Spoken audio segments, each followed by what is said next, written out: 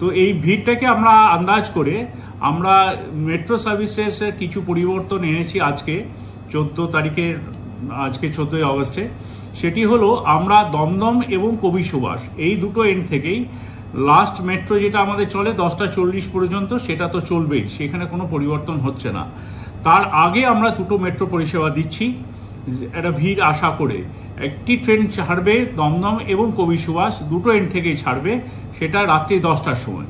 আবারও বলছি, রাত্রি 10টায় একটি ট্রেন ছাড়বে কবি সুভাষ থেকেও এবং দমদম মেট্রো থেকেও, যেই ট্রেনটি প্রত্যেকটা স্টেশনে দাঁড়াতে দাঁড়াতে আসবে যাত্রীদের জন্য। অপর আরেকটি ট্রেন আমরা দিচ্ছি 10টা 20 বেজে, রাত্রি 10টা 20-তে। সেই ট্রেনটিও প্রত্যেকটা স্টেশনে দাঁড়াতে দাঁড়াতে যাবে, এটিও কবি সুভাষ এবং দমদমের মধ্যেই চলাচল করবে। তারপরে যেমন 10টা 40-এর ট্রেন থাকে সেটা তো থাকছেই।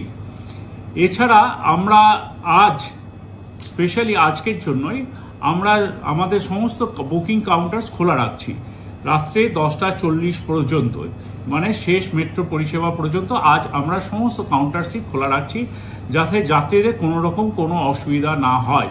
এছাড়াও আমরা আমাদের সিকিউরিটি পার্সোনালরা আমরা সবাই আজকে আপনাদের যাতে কোনো রকম অসুবিধা না হয় সেটা দেখার জন্য আমরা যথেষ্ট পরিমাণ কর্মী রাখছি আপনাদের সহযোগিতার জন্য।